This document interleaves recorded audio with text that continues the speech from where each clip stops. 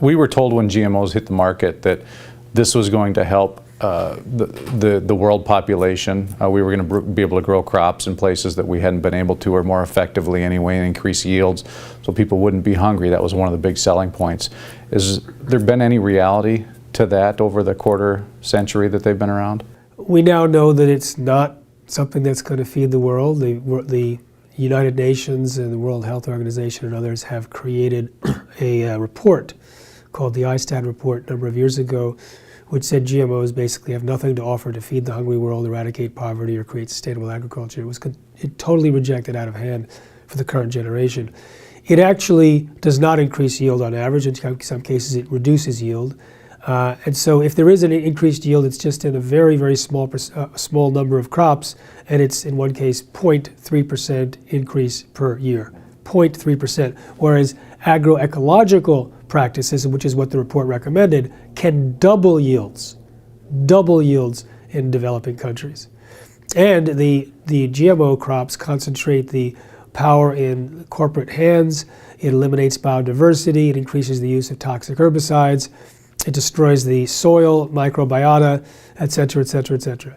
So it's all been a lie, this concept that it's supposed to feed the world. It actually works against it. It takes money that's important to feed the world and diverts it into this high-tech thing. For example, there was one called golden rice, which is supposed to provide vitamin A for vitamin A deficient people. Well, you can actually feed one pill per 6 months, 2 pills a year, to people with vitamin A deficiency and prevent blindness, high dose, mega doses of vitamin A. And they've used that. They've also used creating local farms and teaching people how to create gardens that have the biodiversity, not just for the vitamin A, but for a variety of important nutrients.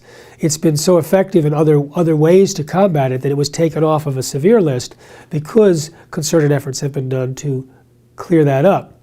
Whereas this golden rice, first of all, it's never been proven to actually reduce vitamin A deficiency because it requires a conversion of beta-carotene to vitamin A, which usually requires fats in the diet. The same people that are vitamin A deficient don't get fats to make that conversion.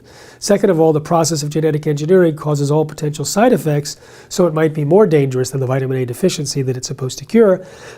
And finally, it has never been proved to actually have a good crop. It's failed at the level of the field, so it isn't even ready after more than a decade and $100 million. But it's the cover of Time magazine because of the underhanded and manipulative ways that the biotech industry uses media and misinformation to try and drive a message to us saying, oh, we have to feel guilty and promote GMOs because someday, at some point, in some future time, it might benefit someone.